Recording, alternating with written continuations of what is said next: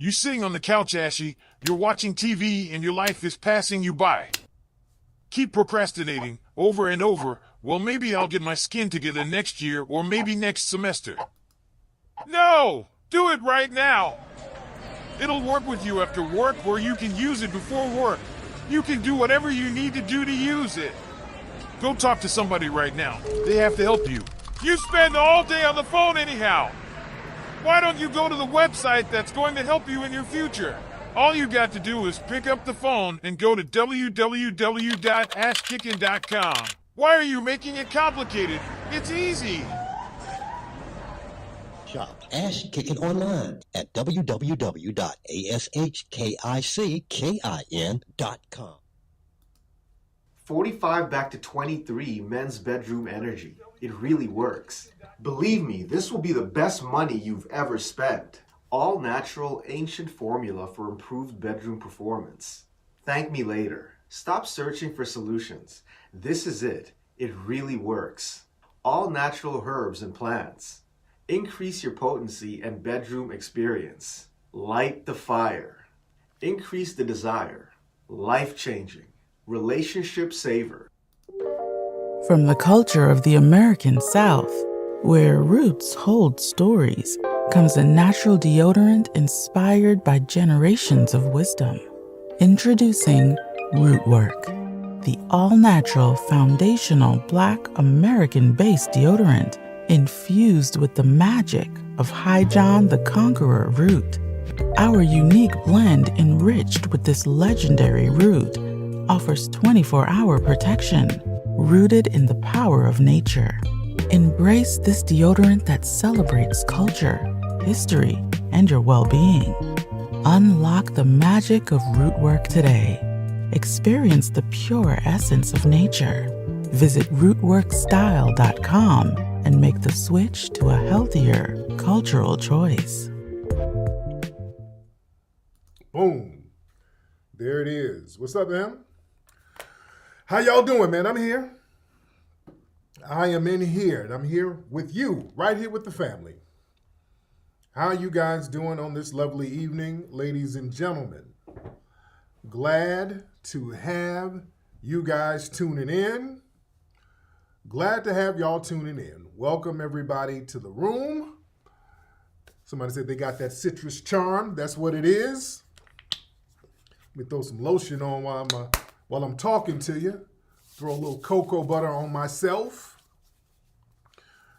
Y'all good, man? I hope you guys are having a great day. What's up, Michael Wharton?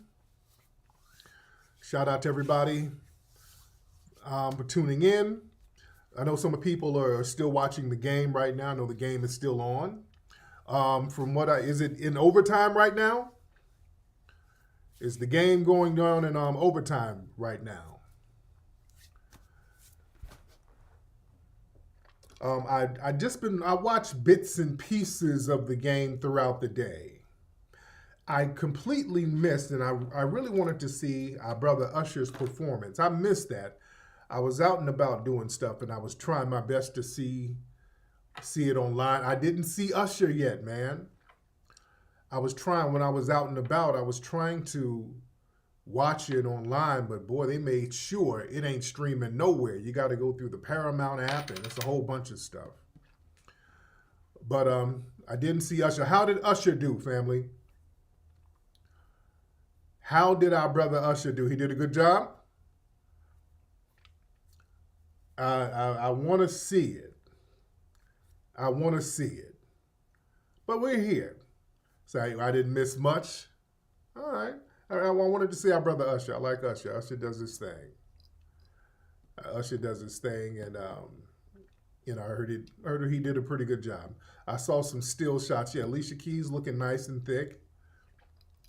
And I saw Usher was kind of booed up with her a little bit. So I know Swiss Beats is somewhere doing the Ike Turner pace back and forth, waiting on her to get home to talk to her about it. But yeah, I can imagine he did a good job. Has anybody checked on Keke Palmer? Has anybody checked on her? I think Keke Palmer was bent over with her ass to the screen, trying to relive that Vegas moment. Still trying to get back at her baby dad. She texted her baby daddy a picture of her twerking to the TV screen just to make him mad again, to get him in a light-skinned rage. But we're here. We're here. So he hugged it from the bike. I ain't mad at him. I am not mad at him. Alicia Keys done got thicker and finer over the years. There's a few of them that done got thick and fine. Have y'all noticed that? There's a lot of these women. Sometimes some people hit the wall. Sometimes they get a little older. They start getting finer as they get older, right? Some of these women start getting finer when they get older. Alicia Keys, she's getting a little finer as she gets older. You know who else? Fantasia. That's another one who's getting real fine. And Fantasia could always get it, but Fantasia's looking very, very good. Now, I understand people get surgeries. Hey, knock that shit out. If that surgery got you glowing up, by all means, get under the knife. Yes, Regina King looks way better as she got older. Yeah, man. Fantasia be killing the game out here. You know who else got kind of cuter and finer? Comedian Jess Hilarious. Jess Hilarious, she got a little something done, but Jess Hilarious is looking real presentable out here in these streets. Jess Hilarious got a little sex appeal thing going on. Yeah, Ashanti's always been fine, though. She's always been a stunner. Yeah, Kelly Rowland had a grown lady glow up. Yeah, Regina Hall, right? Yeah, so some of these women, Jess Hilarious looking real snackish lately, right? Yeah, Jess, some years back, she kind of had the little rough Baltimore struggle look going on. She had the Baltimore struggle thing going, but then, I guess you got a couple of dollars and, you can exfoliate and get a little nipped up here and there. Jess is looking real fly. Real fly. Yeah? I love to see it. Somebody said Gabby Sidibe got finer. Hey, man, whatever floats your boat. Whatever floats your boat, my brother. I'm not knocking anybody's preference. I'm not knocking that at all, man. If you got heifer fetish, if you got a heifer fetish, sometimes niggas got heifer fetishes. If you're a brother with a heifer fetish, I'm not knocking you. Some people like certain things. I've had a mid-sized heifer or two in my life. I've never gone full heifer, but I've had a couple of mid-sized heifers. I ain't never went full heifer though. Couple of mid-sized heifers I done took down back in my day, who got had one too many Thanksgiving dinners, but was still doable. The shape was still there. They kind of big backed, but hey, this thing is still hittable. I got it before it wasn't hittable no more. Sometimes it gets to a threshold where you ain't really, you can't be seen in the streets with it, The heifers that I've been with, you can kind of take them to the movies. You can still be seen in the streets with them, Some of y'all have to hide your heifers. Yeah. I've never gone Lizzo. I've never gone that route. No, shout out to Lizzo. I'm not trying to denigrate Lizzo. There's somebody for everybody.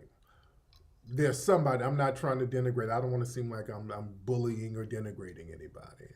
Oh yeah, Toni Braxton, absolutely. Oh yeah, Toni Braxton, absolutely. But yeah, there's some big backs who know how to wear it though. There's some big backs who know how to wear that thing. Yeah. So, I had a big back, very cute chick. Lived in Hawthorne back in the day. Mid-size heifer, just mid-size. Had very cute toes. That's what got me. Her toes were very cute. I admit, she was, nice. She was like a nice 180. Yeah. Very cute, real cute toes. A little sneaky link. Yeah. See, Lizzo lost some weight. And shout out to Lizzo. Everybody come on in the room. We got a lot of people in here. We're going to be chopping it up heavy tonight. We're going to be chopping it up heavy. It won't be on too late because I know some of y'all got to get up in the morning. Yeah, some of y'all got to go to school. Some of y'all have to get your kids to school. Some of y'all have to go to work. Some of you guys have to check in with probation. You got to do a lot of things out here. What I want to talk about today, family, I'm going to talk about this propaganda that's coming from Planned Parenthood. Planned Parenthood, I'm looking at some of the propaganda they're putting out. We got to be very clear and understanding about when propaganda is being thrown our way, ladies and gentlemen. Planned Parenthood, as we know it, let's be clear. We almost got 2,000. We got a lot of people coming in. Everybody come on in the room. But listen, Planned Parenthood was something that was created, as you already know, that was from the eugenics movement with people like Margaret Sanger. This was designed from its inception to neutralize black numbers, all right? It's all about neutralizing black numbers. Everything is about neutralizing our numbers, keeping us as a numeric minority here in the United States. And Margaret Sanger and her crew, they didn't hide this. This is not a conspiracy theory, all right? This is something that they said out of their own mouths, in their own writings. They were specifically going out here to target the black community, all right? Planned Parenthood was born out of the eugenics movement and Margaret Sanger.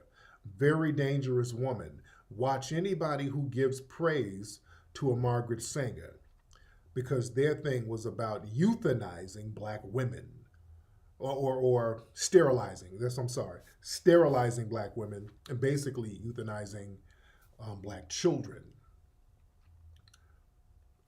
Making sure that we do not procreate. So as we see from institutions like Planned Parenthood, they target black people in a lot of their ads and a lot of their messaging to this very day. Also, what's interesting about Planned Parenthood, they promote a lot of non-procreative sex, a lot of LGBT stuff that's programmed towards black society. All right? They got a propaganda video out talking about virginity. And they got some big, weird-looking mammy. She has a tether gap, so she looks like a tether. And it's mammy babble, but it's written by some of these think tanks talking about virginity and how virginity is a myth. I want y'all to listen to this propaganda.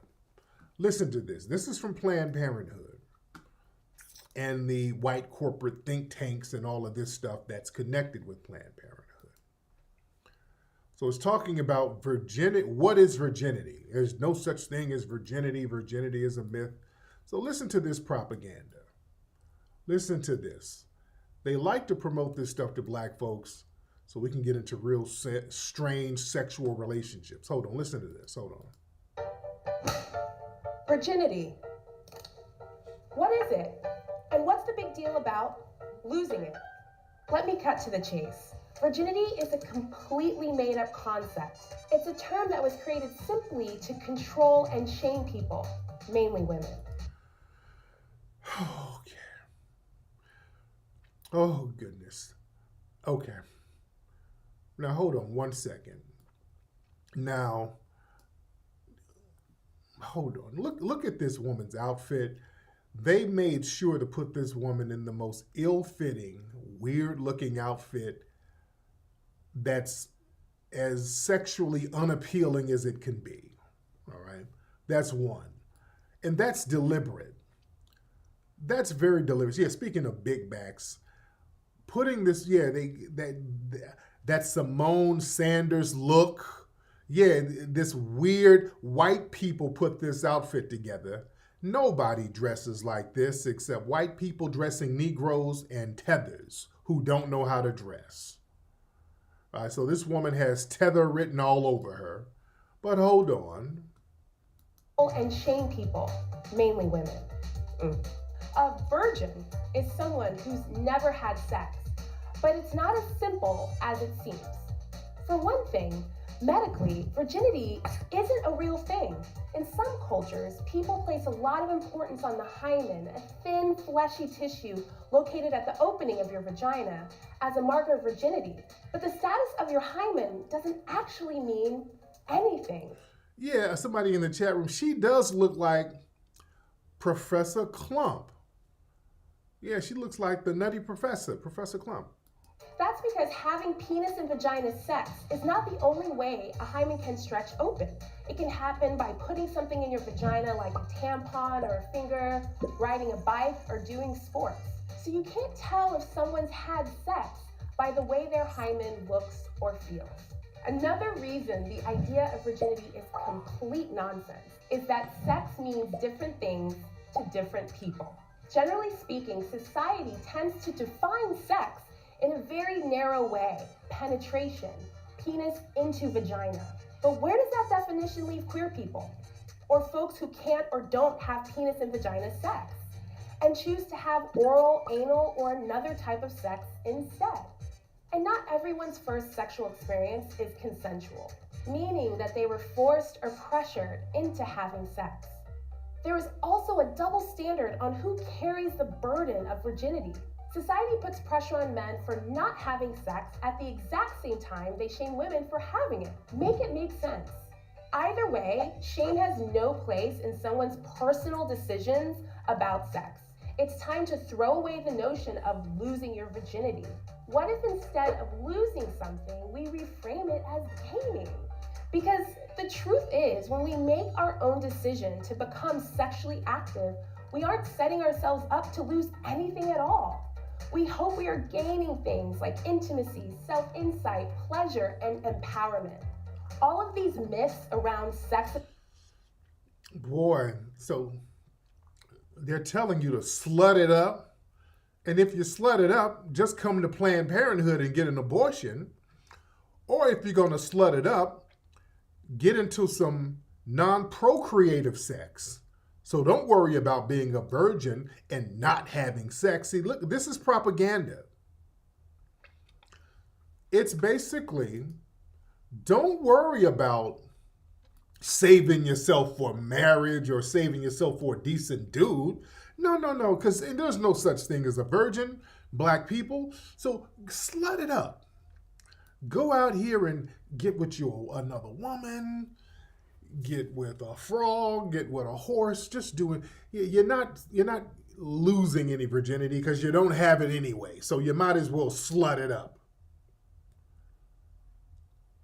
And if you lay it with a dude and you just happen to get knocked up, well, just go, this is Planned Parenthood. You go get your abortion. Your body, your choice. Go get an abortion.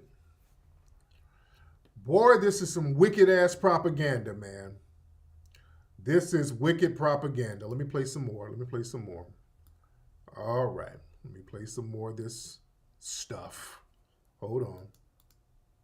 Well, where we at? Virginity can be so hurtful and overwhelming. But here's the one truth you should remember.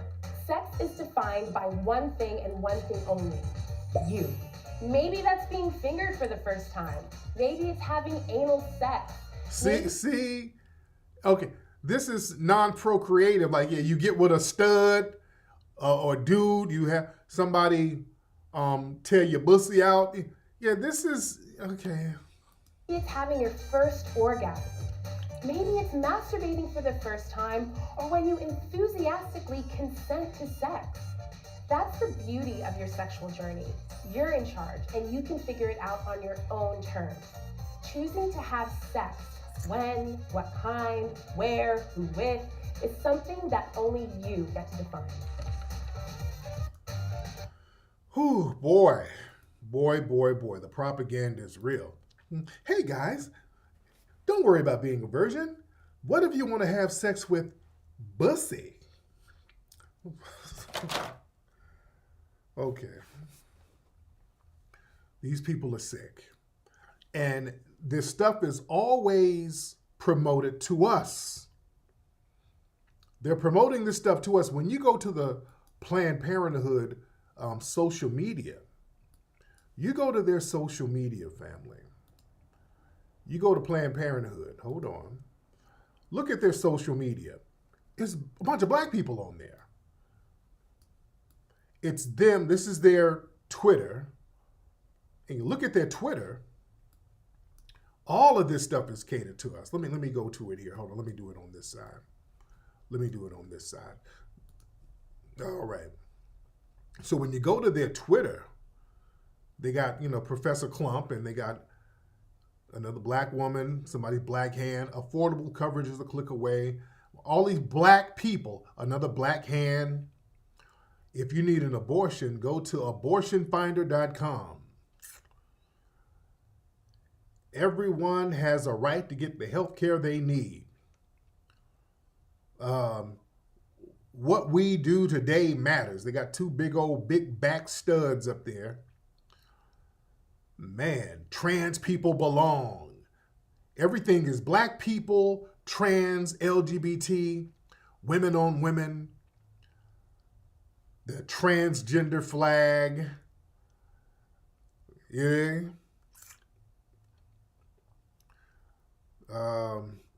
Gender is a spectrum. What the hell? Boy, this propaganda is being levied towards us.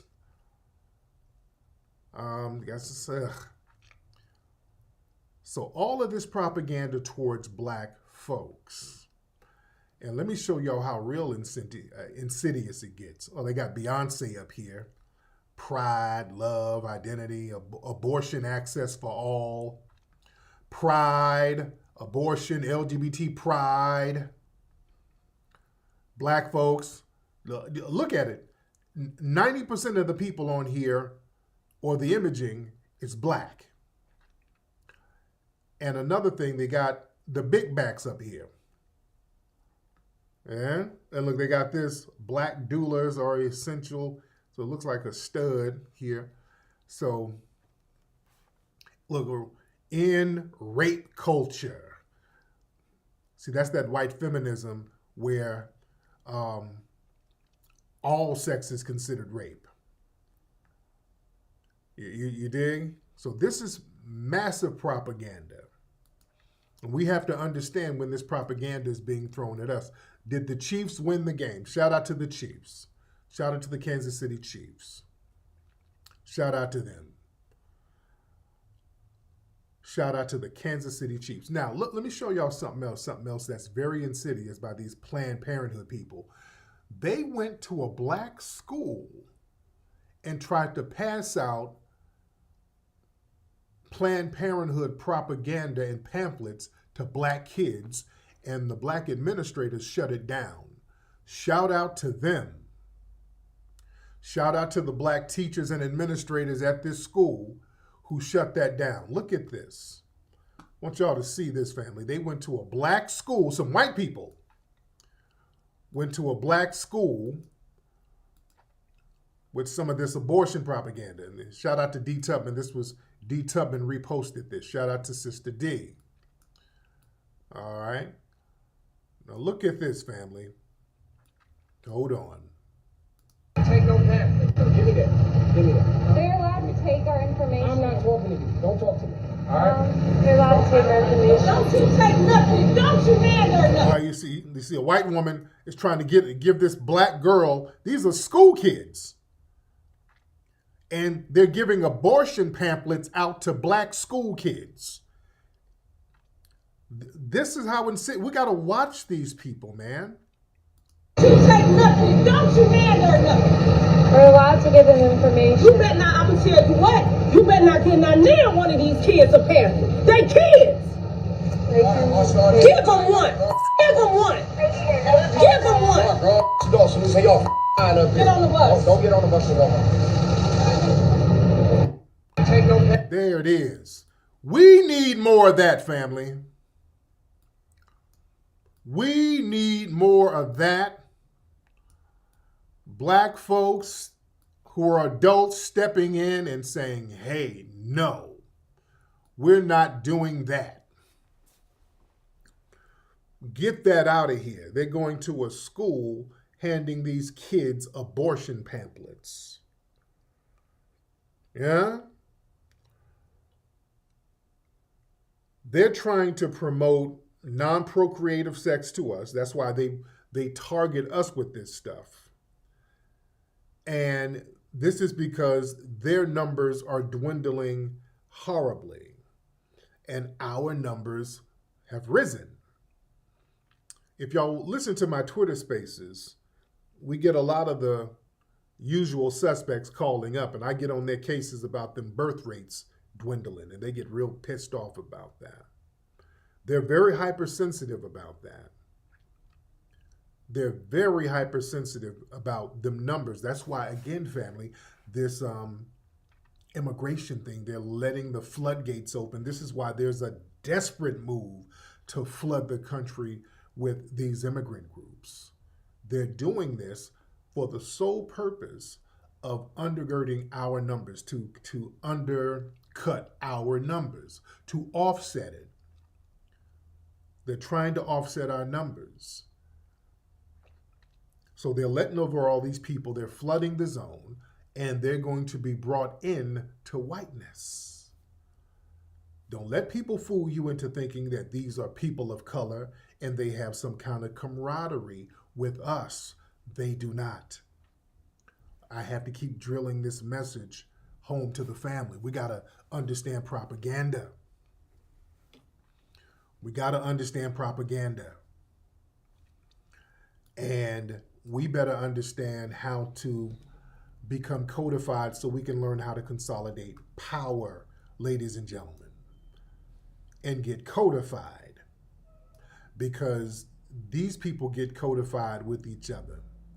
They're so on code right now, and they look out for each other left and right. There was a case where a race soldier lynched a black man. He lynched a black man in Ohio. And he actually got charged because I think he shot the brother in his back. The brother had like a Subway sandwich in his hand. He went to the man's house and lied and said the man brandished a gun, but it was really a Subway sandwich, and shot this brother like 5 times in the back. Just a straight up lynching. And look how the media portrays this guy. I'm going to show you what codification is. This is codification. Former Ohio sheriff deputy charged with murder testifies that the man he shot brandished a gun, which he didn't. The man had a Subway sandwich. Now look at this. Jason Meade took the stand to describe events of the fatal 2020 shooting of Casey Goodson Jr., which was not captured on the body camera because Officer Meade was not wearing one at the time. He said that he feared for his life and the lives of those around him when Meade shot the 23-year-old a total of 6 times, 5 times in the back. Meade, who is white, has pleaded not guilty to murder and reckless homicide of Goodson, who is black. The sheriff deputy, who is a pastor at a Baptist church, shot Goodson as he entered Goodson's grandmother's house, police said. So they're talking about how he's a pastor. Prosecutors say that Goodson was holding a bag of sandwiches in one hand and his keys in the other hand. I thought he was going to shoot me. I don't want to die. So you shot him 5 times in the back. Okay.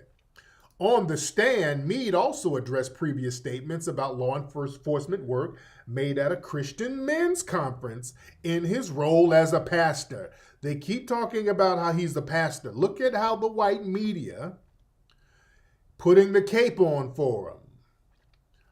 They're talking about how he speaks at Christian conferences. All right? This is them getting on code with them. See, this is how the white media get on code with the race soldiers.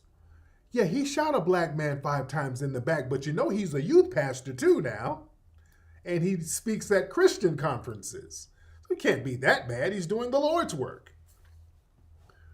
You see? These people are majorly on code with each other. And speaking of on code, look at how they're doing Kanye. Now, Kanye, they're running around now. They're really going hard body with we can't deal with Kanye. We don't want to give a venue to him because of his anti-Semitism. Oh, Kanye, we can't do nothing because of his anti-Semitism. So if we're going to do that, see, if we're going to put an anti-label on somebody, on an artist for saying something reckless, I want to keep that same energy all across the board. Don't y'all bring Justin Bieber around no more. See, the white media keeps trying to make Justin Bieber a thing, and I've never forgotten Justin Bieber's racist rants that he went on. Justin Bieber said a lot of slick-ass anti-black stuff, but the white media tries to ignore that and get us to ignore it. Oh yeah, and Ozzy Osbourne put up something like, yeah, Kanye, he tried to sample my song and I didn't want him to sample my song because of his anti-Semitism. Yeah. Kanye is anti-Semitic. I didn't want him sampling my songs. He can't sample my songs. Well, here's the thing about Ozzy Osbourne. And here's the tweet. This is the tweet of Ozzy Osbourne right here. Look at this. Ozzy Osbourne says, Kanye asked permission to sample a section of a 1983 live performance of Iron Man from the U.S. festival without vocals and was refused permission because he's an anti-Semite and has caused untold heartache to many. He went ahead and used the sample anyway at his album listening party last night. I want no association with this man. Okay, Ozzy. Okay, Ozzy. That's how you feel, Ozzy? Now, family, this is an old interview from Ozzy Osbourne. All right, this is Ozzy. Is this you? This is an old interview from Ozzy Osbourne. Looked like it was in the 80s or 90s? I don't know how old it is, but this is Ozzy Osbourne. Listen. Who do you think has influenced your stage shows the most? Me? Where did you get your ideas from? From working in a mortuary when you were 15? Adolf Hitler. What do you mean by that, Ozzy? Adolf Hitler had a charisma in a bad way.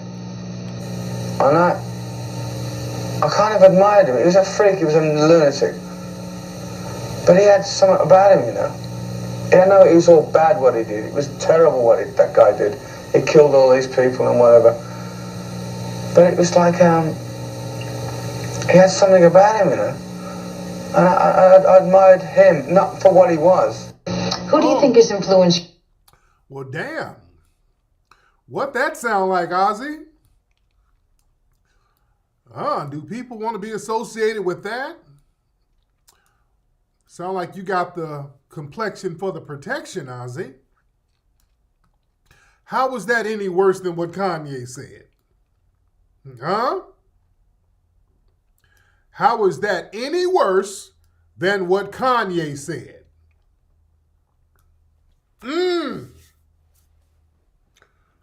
Damn, you admire Hitler? You thought he was charismatic and you liked him?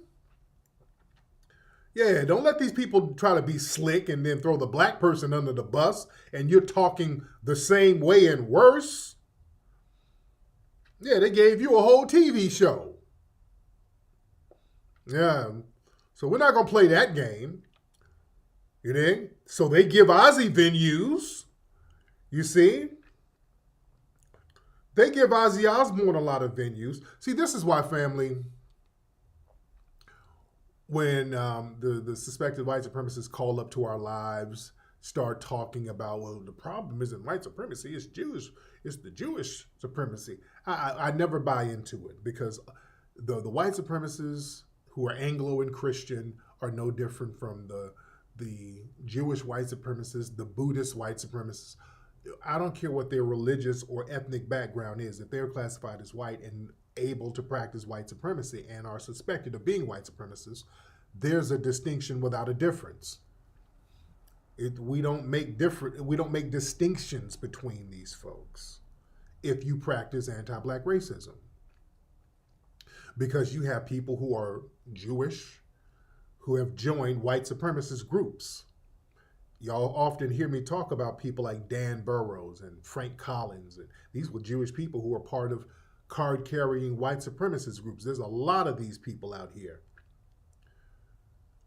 who the white supremacists got you thinking that, yeah, we're against each other. No, you're all on the same page. You're all on the same page when it comes to us. There are a lot of people out here who are Jewish, who look at themselves as white, and not only white supremacists. A bunch of them out here that you never know. Y'all remember, how many of you guys remember comic books from the 1970s?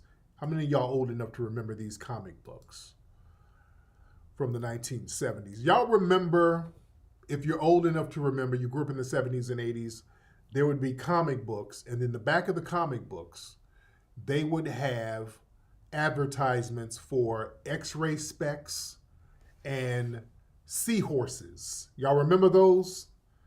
They had those comic book ads for something called seahorses. They were really like something called brine shrimp. They were like these little shrimp things, but they were marketed as seahorses, and the ads were pretty deceptive. They made it seem like you can buy these seahorses and raise them like pets. And the images of the seahorses were, they had smiling faces and all this stuff. Let me see if I can. Let me see if I can look some up. Some of y'all remember those seahorses, those ads from the comic books. Let me see if I could pull something up just to jog your memory. Where are those seahorse ads? Okay, yeah, the sea monkeys. I'm sorry, I'm saying seahorse. It's really sea monkeys. Sea monkeys. I'm saying seahorse. Sea monkeys. So these, y'all remember these when you were kids? They're like, yeah. Enter the wonderful world of amazing live sea monkeys, the real live fun pets. So they made it seem like you're going to have a family full of smiling sea monkeys. But they were really like little parasitic little brine shrimp. They were fake.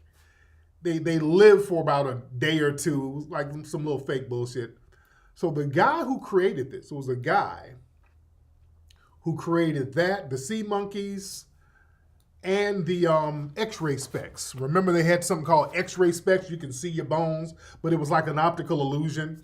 So he created the sea monkeys and the X-ray specs that we grew up looking at in the comic books. There's a guy named Harold von Braunhut. His name was Harold von Braunhut. He was Jewish, but this dude was a neo-Nazi. He was he was connected with the Klan, and he was a Nazi. He was a neo-Nazi. He was connected with all types of Aryan nation groups and the Klan and all of this stuff. Harold von Braunhut. And his name is just Harold Braunhut. He threw the von in there so he could sound more German. You always hear me get on these white supremacists for claiming to be German. They ain't German. They just throw that in there to sound more Aryan. Yeah, he made that von thing up. He just threw that in there to kind of give him a German vibe. But yeah, he was a neo-Nazi and Jewish. Yeah. Yeah, sea monkeys were brine shrimp, but they remarketed as sea monkeys, and had us thinking that we're going to have a house full of pets. They would run finesse games with these comic book ads they would put out back in the day. Oh yeah, a lot of them want to be German so bad. A lot of them want to be German. Every time I do a Twitter live, I ask some of these suspected white supremacists, where your family from? Well, I'm part Irish, a little pinch of German. Stop it. Stop it. It ain't. But this is how deep it is, man. These folks are deep with this stuff. They are waist deep with this neo-Nazism. It's a heavy thing with these people. We got a lot of people in here. Everybody hit that subscribe button, first of all. Hit that subscribe button. Hit that like button. In the chat room, we got it so that you can only comment if you are subscribed. It's subscriber only. Only the subscribers can comment in the chat room. So if you want to comment, you got to subscribe. Subscribe right now, ladies and gentlemen. If you have not subscribed, go ahead and subscribe right now.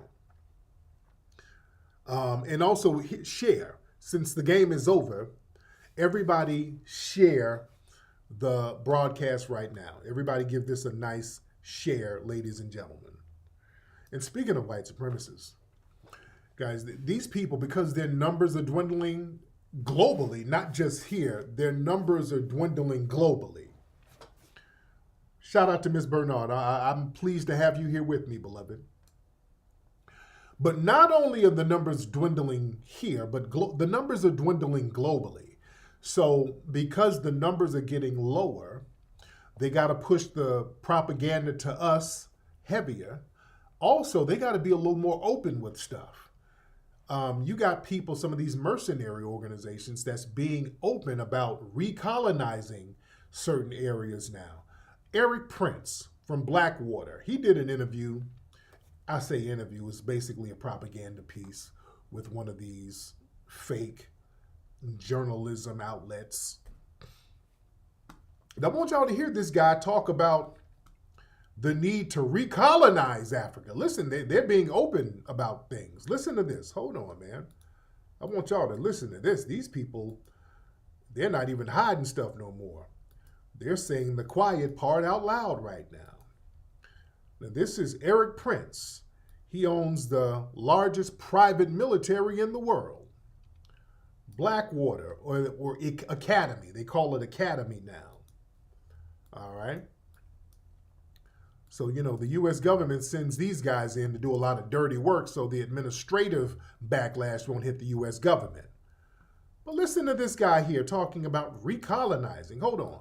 Then it's time for us to just put the imperial hat back on to say, we're going to govern those countries if you're incapable of governing yourselves, because enough is enough. We're done being invaded. Because our own national security risk is at stake. Exactly. National security interests are at stake. You can say that about pretty much all of Africa. They're incapable of governing themselves and benefiting their citizens because the governments there are all about looting and pillaging and lining their pockets and going shopping in Paris instead of actually hold on a second. Hold on. People on the left are going to watch this. They're going to say, wait a minute, Eric Prince is talking about being a colonialist again. Absolutely. Yes. Then it's... Oh, you see? And tethers want to come here and get mad at us. You think? The tethers want to come over here and get mad. You got all the smoke for us. But when these white supremacists sit around talking about recolonizing that ass, y'all ain't saying nothing. Yeah? They ain't even hiding it. Where's the tethers who's always talking greasy up in our faces, all in our spaces, nagging us? You niggas are haters. Where y'all at when these people are talking about going in there recolonizing? They're not even hiding it. And that's Eric Prince. This dude don't be bluffing. Yeah? These people ain't messing around. And let me tell you something. the thing is, they're the ones who destabilizes these they're the ones who destabilize these countries over in Africa. They go in there and destabilize the governments and then say, oh my, look at these governments. Look at them. They're not even capable of governing themselves. Oh, their leaders, look how corrupt their leaders are. But the leaders are put in by the Western powers. The leaders are puppets, because when you have a grassroots leader that's really doing for the people, they have him taken out, and then they push in their own puppet that they've groomed. So the destabilization is because of the white supremacists destabilizing these countries. And they'll do it and say, hey, look, oh my God, look at those guys. They can't govern worth a damn. We're going to have to go in there and just colonize everybody again. Yeah? Y'all better be getting on code over there. Y'all got to get on code over there heavy. Yeah? Y'all got to get on code over there. Yeah, but that we love white zaddy stuff. Let me tell you something, man. Those tribes over there are useless. I'm saying this from a strategic standpoint. All of those tribal differences and beefs that y'all got over there are absolutely useless. Y'all have to put that aside and get codified to stop the invasions. There's no reason why y'all should be holding on to these insignificant tribal differences. And many of these tribal differences and tribal boundaries were recently created. These are not old ancient tribes. Let's be real. I want us to get that straight. These are not old ancient tribes. A lot of what's going on over there, and I keep saying this, they've been remixed so much all over Africa. The cultural continuity isn't there. There's not a long cultural continuity in those different tribes over there, because this person from that tribe was thrown into that tribe, and that tribe had to flee and become part of another tribe, and then they took the name, and then they named that tribe the other tribe. So it's been remixed so many damn times, it's insignificant. These tribal groups don't have any type of cultural continuity. You understand? And this is, I want foundational Black Americans to understand the significance of this too, because the narrative is always thrown on us is that we don't know our history. We got to tap back in to Africa to pick up on the cultural continuity of Africa, which isn't true. There's nothing we're going to pick up on over there. The cultural continuity of Africa has been busted up and remixed all over the place. We're not missing anything in Africa. We have a longer cultural continuity as foundational Black Americans. This whole thing about we got to go back, and no, we don't. We go to Africa to do business if they want to do business. That's what I wanted to do. I wanted to go over there and do business with brothers and sisters. Stay here, but have a business base. Do business with Black people in the diaspora so that we can have a global foothold on certain things, so we can start building globally. Not, hey, I'm not trying to go to some village and live in a village and swing on a hammock eating mangoes with a damn musty dashiki on. No. I want to go to Africa, and y'all want to build something there. Let's build something and do trade and do international business like other groups of the same race.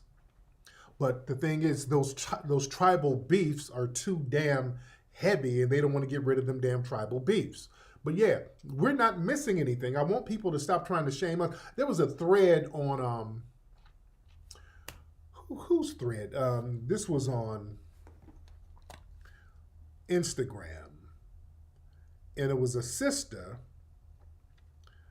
talking about how, hey, you know what? I don't want to go to Africa. You know, I'm a Black American. I'm a Black American. I don't need to go to Africa. And a lot of people in the comments were commenting on it. A lot of people were agreeing with her. And there you had some people talking about, oh, these self-hate niggas, they don't know who they is. Oh, y'all don't know who y'all is out here. No, we do. We do know who we are. We know exactly who we are. And we're not trying to go over to Africa to live in a country that was created during the damn Berlin Conference in a new land boundary that was relatively recently created. We're not trying to do that.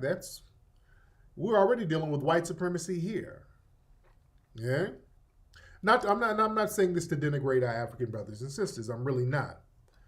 But I want the shame tactic to stop. There's this whole thing where people play the Wakanda game and try to pretend that there's a cultural continuity that we're missing, that we're not.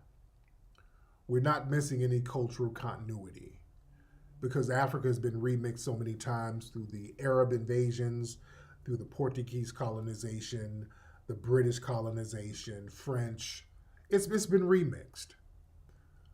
So when tethers come over and try to pop their collar like, oh, nigga, we have our language, nigga, we on our land, and no. Your land has been remixed. Your land boundaries were created during the Berlin Conference by white people.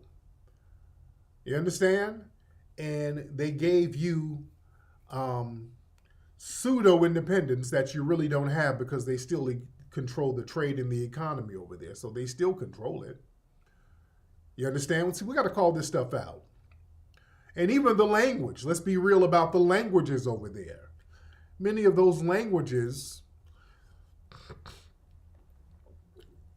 they have loan words, and a lot of the languages come from invaders. Like Swahili. Swahili came from the Arab invasion. That's why there's so many words in Swahili that's Arabic. Even Yoruba.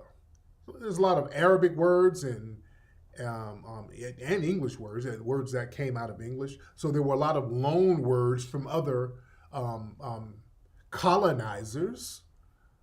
So a lot of these, and even the written part of the language is in Arabic, so they don't even have the own written language, it's in Arabic. You dig? So a lot of that culture comes from being colonized. We got to tell the truth. Yeah, you dig? We got to tell the truth about this stuff. They sit here and act like they come and try to sell they're Creole languages. Thank you. Herbert hit it right on the money. Oh, y'all didn't know that? Yeah. Yes. Those languages over there are not as ancient and as old as you think they are. Those are like Creole languages mixed with some Bantu, mixed with Arabic, mixed with some English, mixed with Portuguese. You know? Yeah, Swahili was created with them kind of mixing some Bantu languages with Arabic. Because it was a trading language. They needed to be able to better trade with the people, so they created Swahili. Yeah? So yeah, a lot of y'all don't know this stuff. A lot of y'all don't know this stuff. So a lot of their languages that they try to brag about, that came out of colonization. That came out of colonization. Yeah? So we're not going to let people sit here and try to make it seem like there's this whole plethora of freedom and a continuity of freedom. It's not. It's not a continuity of freedom. There's a continuity of colonization over there. Yeah? Yeah, a lot of y'all don't know this stuff. Yeah, a lot of it is basically Creole, a lot of Creole. Yeah? Yeah, the Swahili was mostly in Eastern Africa, that's true, because of the Arabs were over there. You know, the Arabs, the influence is still heavy over there in Eastern Africa. Amharic, that one's come from a lot of Arabic. They got a lot of Arabic loan words and all of that stuff too. Yeah? Real heavy stuff. And I'm saying this because you got these white supremacist mercenaries literally sitting up here plotting on colonizing Africa again. They're sitting up like, hey, man, we might as well go in here and just, get put our imperial hat on. These Africans ain't running this thing like they need to. But nobody, y'all don't have no smoke for them. All of the vitriol is for us. Y'all come in our spaces.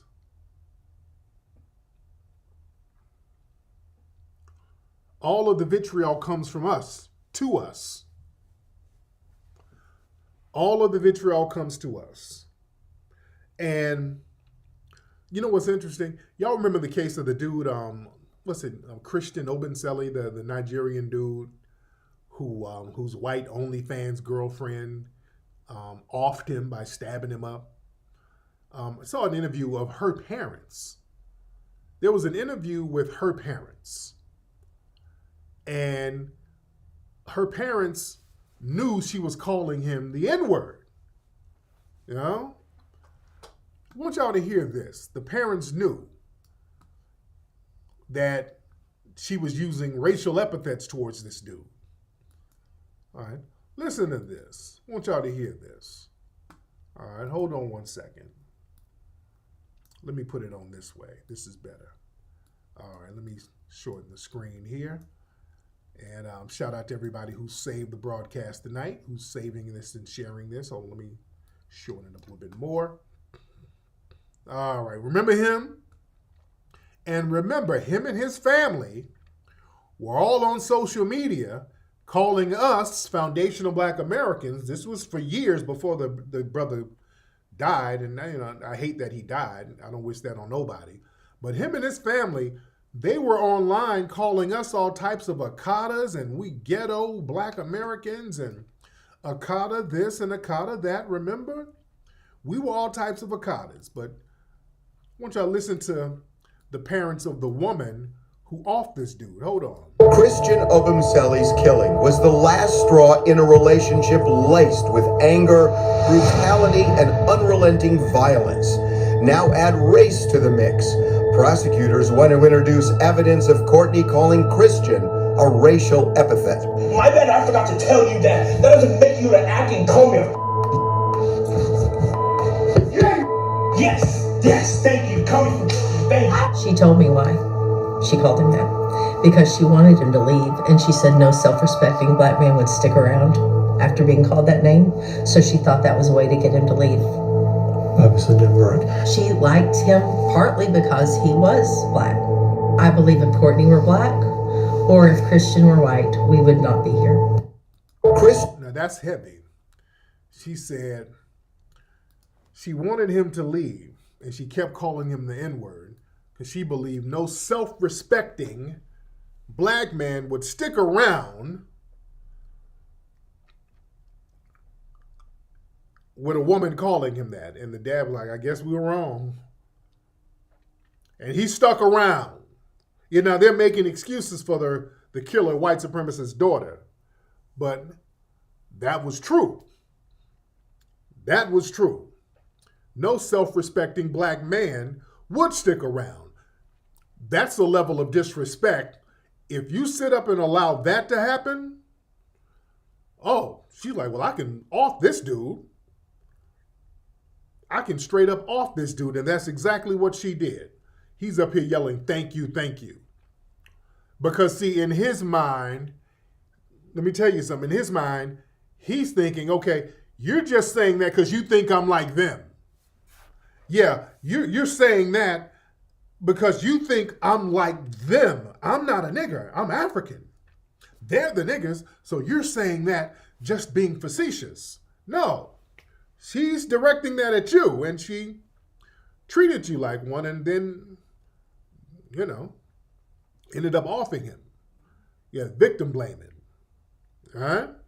But this dude was so happy to get with that white woman. He was so happy to be with her. He said, hell, I'll take this kind of abuse. I'll take this abuse all day if I can get with Queen Mama Whiteness. Yeah, I'll take that. I'm telling y'all, man, the white worship over there is something that we can't really fathom, man. The white worship over there is something different, dude. This is what I'm saying. It's a different animal, dude. That white worship is not a joke over there. They bring that over here. This is why the bed wenching and bed bucking we see is coming from over there. That's why you go to TikTok and that's all you see. You see videos like this right here. How to get a zaddy. Look at this video here. They sit up and make videos like this all day. These how to get zaddy videos. And they all got the same look. The janky weave, the leave out is always janky. Hold on. How to bag a white guy. I know you're gonna say, Amarachi, where have you been? It's okay, you miss me, I'm back. So if you want to buy a white boy, if you want to bag a white boy, there's at least 3 places you need to visit. The first place is a shooting range. Everybody knows that white boys love guns. I mean, John Deere, they killed this motherfucker. No, I'm playing. But literally every white person's house I've ever been to, they have like taxidermy. Like they have like deers on the walls and like, hey, they like the gun range. I'm sorry, that's just what they like. Place number 2, a sushi restaurant. Everybody knows that white people like it raw. I mean, don't we all? I'm just kidding. I'm just kidding. My mom is watching this video. And the last place, if you want a bag of white guy, the last place you should check out is a rave. White people like raves. They really like it. Girl, if you don't get a flat iron. I mean, please, I want to send this woman a flat iron. But Zaddy wouldn't like it. She understands that Zaddy likes them janky leave-outs. And honestly, like, I've never been to a rave. I've always wanted to go. But I know that they're there. Archie, how have you never been there, but you know that they're there? Because, like, I listen to Calvin Harris and, like, Diplo. Like, shut the fuck up. And if you want to bag them, make sure you wear your natural hair or, like, you know, alternative clothes. Like, they just like who you really are. So just be... Yeah, they like janky leave-outs. Be who you are. And, hey, you white boy, they come from afar. Game is game. Okay. So, yeah, these swagless tethers with that goofy as hell. You get around brothers with that goofy shit, and we like, man, girl, if you don't get on with that. Girl, get the hell out of here. You dig that goofy, musty disposition. Yeah, clearly. We don't, FBA brothers are like, you're a little too goofy for me. And your leave out is janky. Yeah? That annoying shit, that goofball stuff gets annoying real quick. Let me tell you, FBA men, we don't want to be annoyed. When we come in the crib at the end of the day, the last thing we need is annoying. Zaddy will take annoying because it's all performative anyway. The energy is all performative anyway. And that goofy stuff works with Zaddy because y'all all are role-playing and performing with each other. That don't work with us. We ain't trying to have all that nonsense. It's very, very annoying. Yeah? Yeah, that fake quirkiness, yeah, it's over the top. It's performative. She's trying too much. Like shucking and jiving and showing them janky gums and all. That white folks like all that shucking and jiving. Yeah? We don't, That's why a lot of those streamers that we see, they do a lot of performative blackness. A lot of these black dudes who are streamers, who are very popular, you got to understand, most of their audience is white. And a lot of these streamer dudes, they get into this very performative blackness. Like, yeah, the Kai Sanats and all of this dude. And shout out to Kai. He's getting his money. He's a young dude getting his money. He's a little Haitian dude. And I like to see any black person getting some money. But we got to understand where that stuff comes from. A lot of these dudes are tethers. A lot of them are non-FBA. you see these dudes who have big white audiences, and their audiences are based on them being the lone black guy in the crew. So people like Jesus and Miro, two tethers, one is Dominican, one is Jamaican.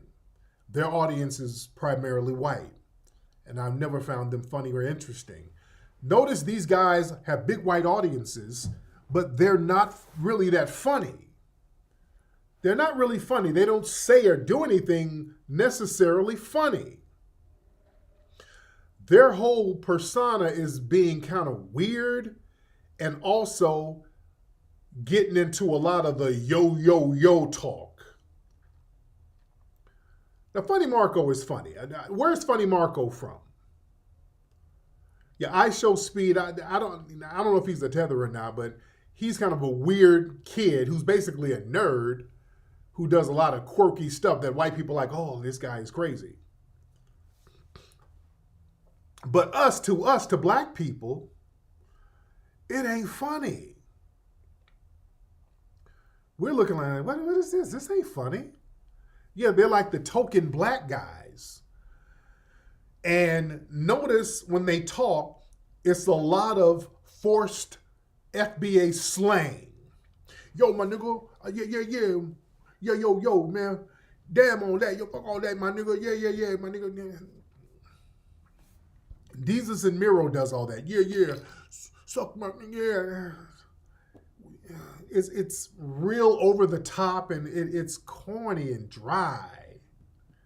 But the audiences are white. Oh, Speed's mom is African? Oh, are you sure? Because I don't know. I know his dad is from like Detroit or something, right?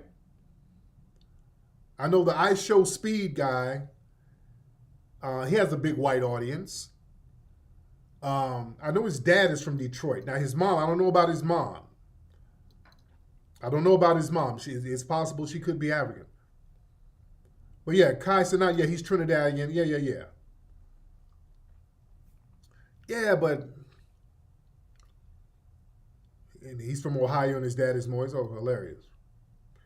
Yeah. I know his dad, at least his dad is FBA. For the Marcos from Kent.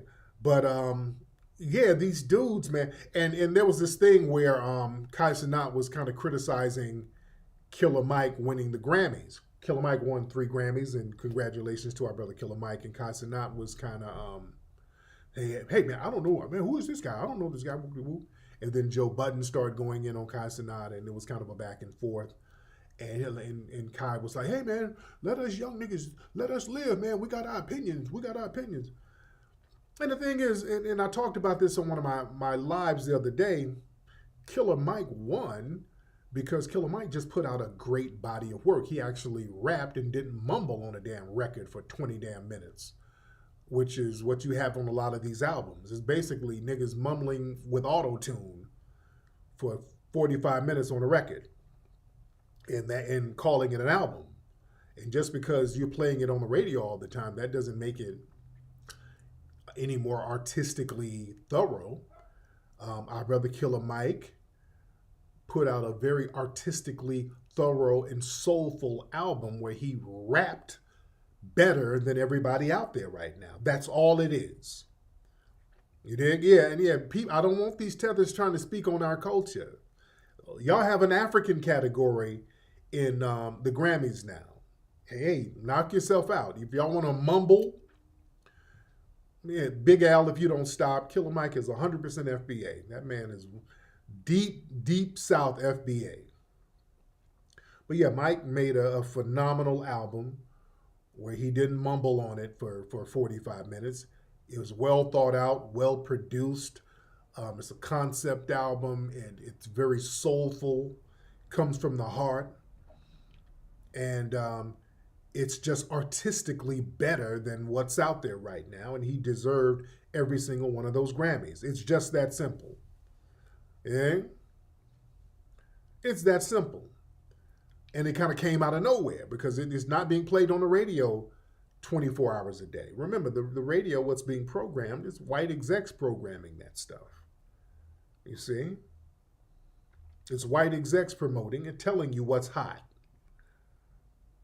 Yeah? That's why the grassroots is very important. Oh yeah, the scientist and what's it called? It's called Scientists and something. Yeah, with him and Andre 3000. Phenomenal. So much respect to that brother.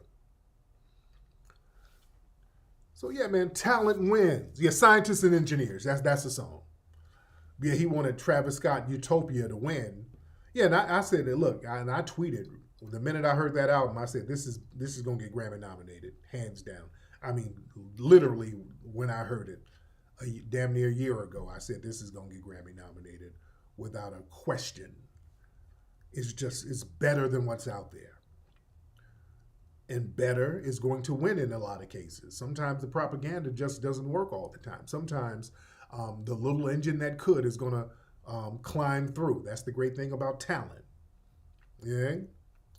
And speaking of talent, shout out to my sister Monique. She's out here on tour with Cat Williams, getting standing ovations. They're selling out tours all over this country right now. Our brother Cat Williams and Monique, they're selling out arenas right now. You see, this is why, again, I talked about this the other day. Hollywood, they want as many tethers as they can get.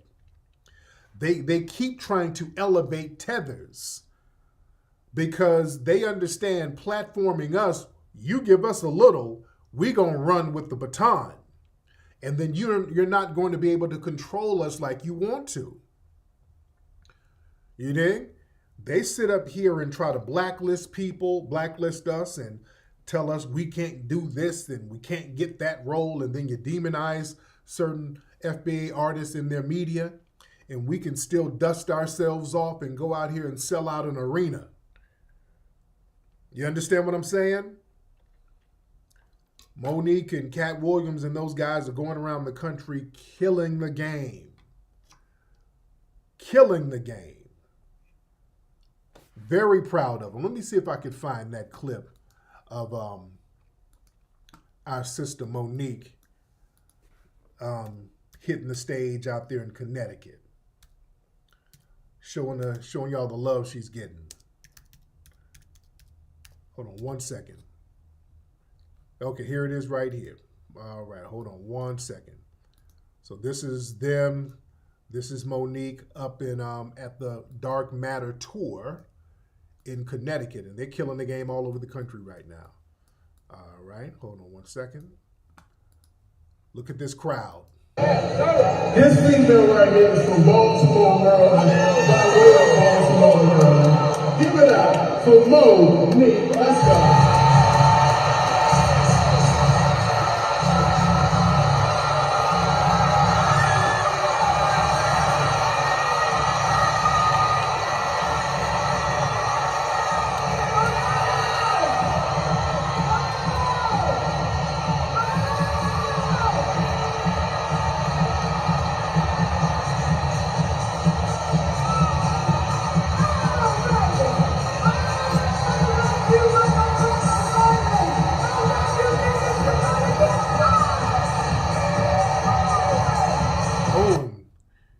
See that?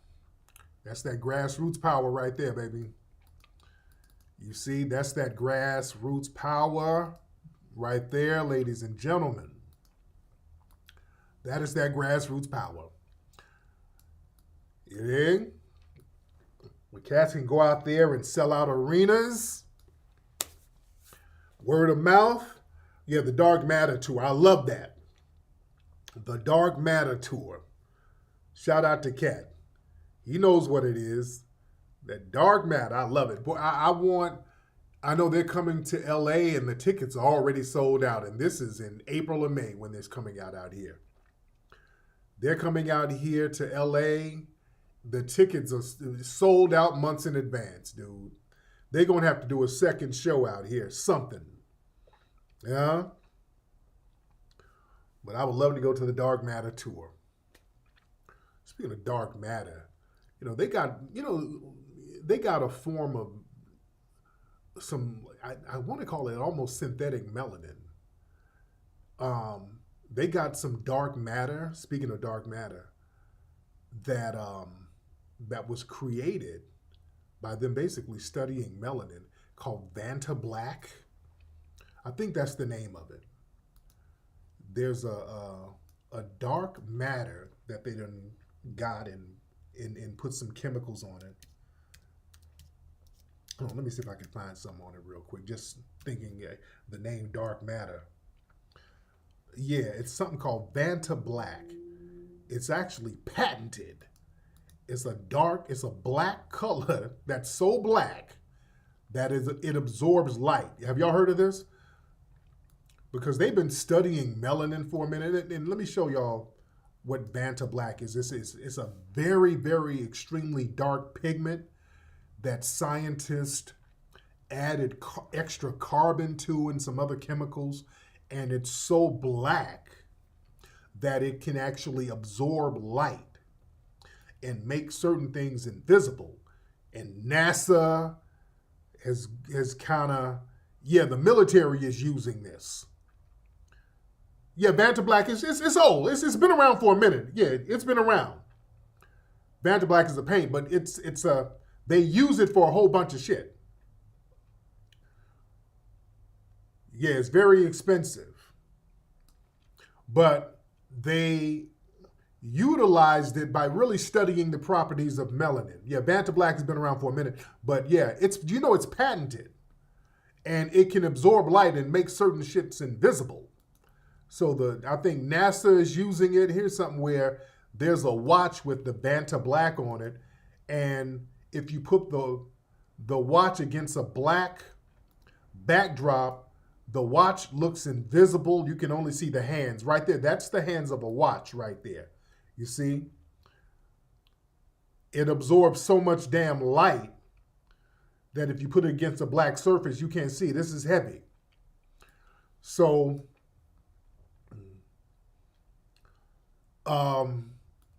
that's that whole thing. But they would study melanin. They understood that, that's why they've been having these melanin conferences and all of this shit, studying pigment and all of our stuff. Yeah, Dick Gregory talked about that.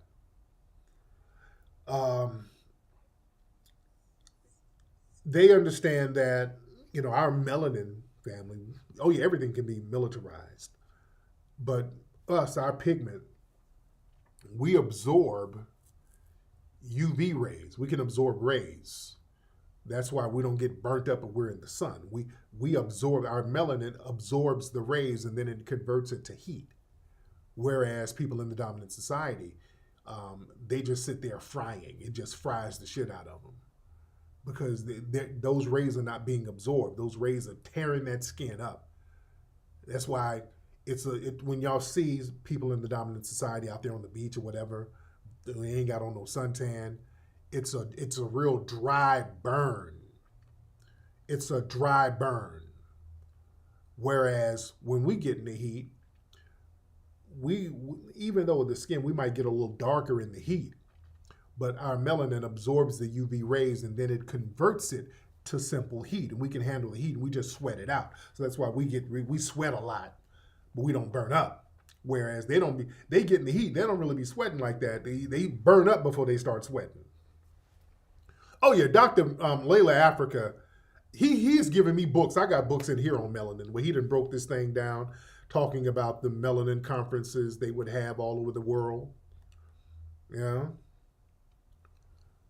Yeah.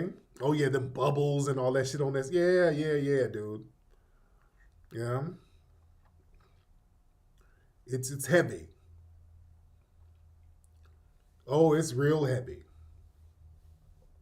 And not only does it protect us, the sun rays, we utilize it and convert it into a constructive energy, into the heat and other things. So it actually helps us. Yeah. It's real heavy.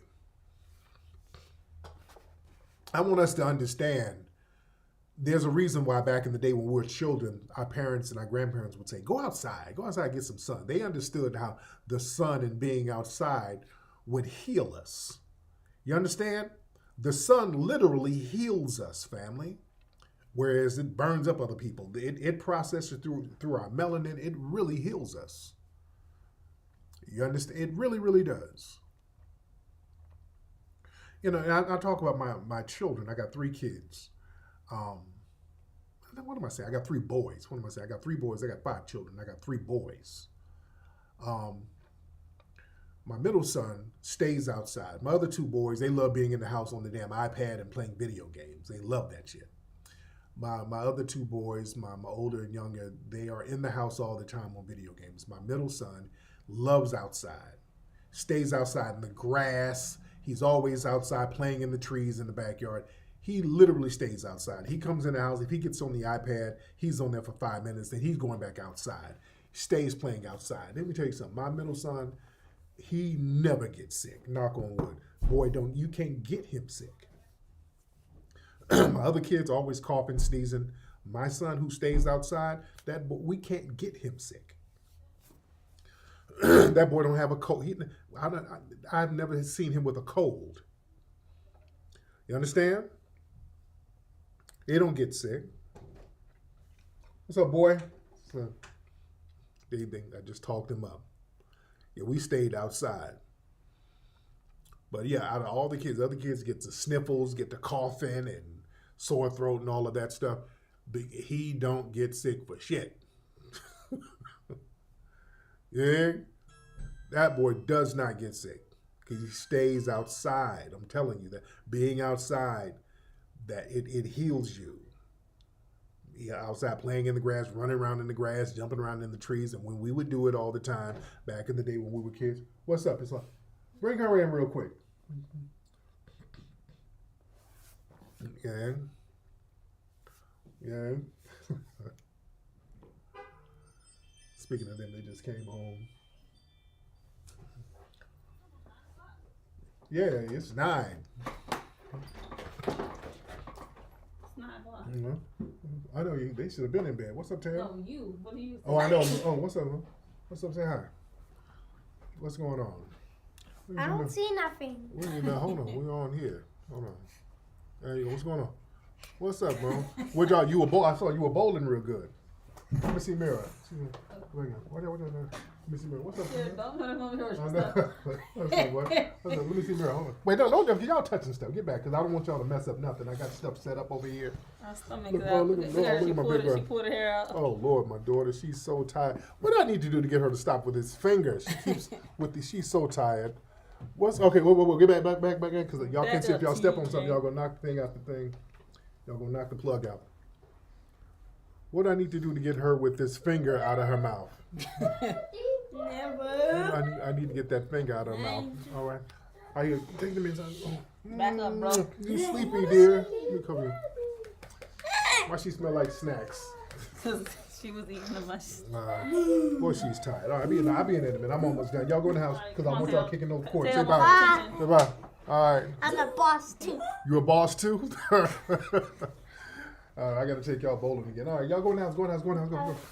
Okay. They come over here and start kicking out cords. Come on. I close it. It was cold. Put some hot sauce on it. Oh, her little old ass will love it. She'd be there sucking her finger. We gave her a lemon today. We're at a restaurant, and Lexi gave her a lemon thinking that my daughters wouldn't like it, because them lemons are real sour. And she was filming. That baby ate the whole damn lemon and wanted another one. That lemon didn't do shit. That baby girl wanted another one and started crying because she couldn't get another one. This girl got strong ass taste buds, man. Man. Put some hot sauce on the finger. I don't want her to put it in her eye or nothing. That's the old school thing, putting the hot sauce on the finger.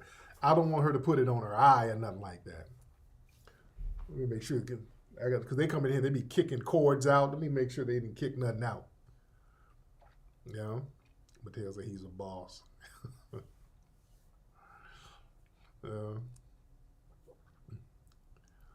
Man. But yeah, I really want her to get that because she was sucking her thumb. Then I put a little hand thing on to stop that. First she was sucking these fingers. Then we put a thing on there to stop her. So she stopped those fingers. Then she tried the thumb. Then we put a hand thing on there with the thumb. Now she's sucking this finger. Oh, he changes fingers. Yeah, she just changes fingers. Yeah. No, that Mateo was the youngest son. Asir was the other one. That was the other one. She'll grow out of it. Man. So he put a Band-Aid on the finger. Man. Put some bitter herbs on there. I don't know, I got to try something. Because I want her to stop with that damn finger. She keeps that finger in her mouth. And I don't want her teeth to get janky. You know? Man. But, boy, we got a lot of folks in here. Shout out to everybody in the room. We are in here heavy. Let me go in here and help get these kids to bed, ladies and gentlemen. Let me get up out of here. It's been real. We chopped up some real good game tonight, as we always do. Go to rootworkstyle.com to get your Rootwork deodorant. The hottest deodorant in the game right now. Rootwork at rootworkstyle.com, ladies and gentlemen. Get your Rootwork right now. And you can go to Amazon. We got it on Amazon too. Go to Amazon.com and get your Rootwork on Amazon. The movie Microphone Check is coming soon. Also on the 24th in LA, we got an event at the Hidden History Museum. Great comics, great food. Y'all need to come on through. The tickets will go on sale this week. Y'all got to come on through. It's going to be a fun time. Basically, the 1-year anniversary of the Hidden History Museum, and we've been open for a year. So y'all stay tuned for that. If you're in LA, you definitely got to come on out. So I'll keep you guys posted on that at Hidden History.